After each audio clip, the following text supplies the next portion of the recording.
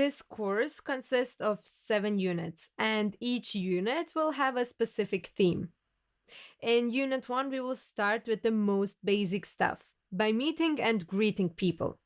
But before we begin, let's have a sneak peek at all the things that you're about to learn in this unit.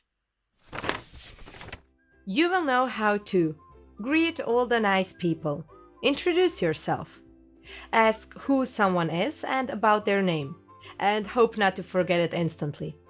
Say where you are from and ask someone the same. Some important phrases like thank you and please. Ask and reply to how's it going, and maybe even start a small talk. You will also learn the present tense of regular verbs, the V-Wörter, the words used to make different questions, the personal pronouns like ich, du, er, sie, es, and all about the formal Sie form and when to use it.